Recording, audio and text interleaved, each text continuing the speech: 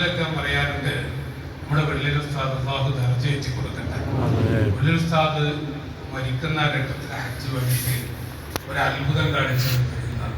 നിങ്ങൾ കുറച്ച് ആളുകളുണ്ട്, അവർ ആശുപത്രിയിൽ പോയി. അപ്പൊ നമ്മുടെ മലയാളികളായ ഹാജിമാര് ഈ നാട് വിട്ടാണ്ട് ഒരു ജലദോഷം, അപ്പൊ ആ ജലദോഷം പിടിച്ചിരിക്കുക.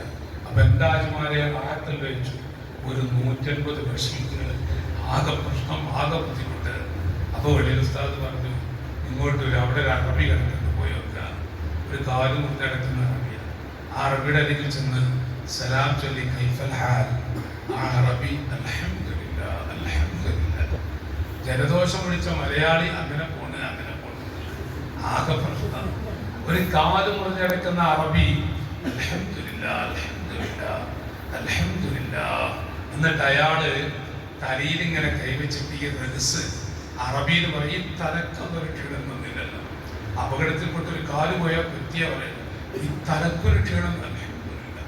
2 കൈകൾ ഇങ്ങനെ കുലുക്കിയിട്ട് അൽഹംദുലില്ലാ അൽഹംദുലില്ലാ.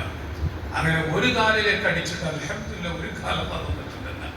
മുറിക്കപ്പെട്ട കാലിലേക്ക് ജയിച്ചിട്ട് പറഞ്ഞു 2 കാലില്ലാത്തവരില്ല അൽഹംദുലില്ലാ. ഒരൊറ്റ കൈഫൽഹാലി എത്ര അൽഹംദുലില്ലാ എന്നറിയാം. നമ്മളോ എത്രമാത്രം പ്രശ്നങ്ങളായിരിക്കും പറയാം. അതുകൊണ്ടാണ് മലേഷ്യയിലെ നമ്മുടെ പ്രസ്ഥാനത്തിന്റെ നേതൃത്വമാണ്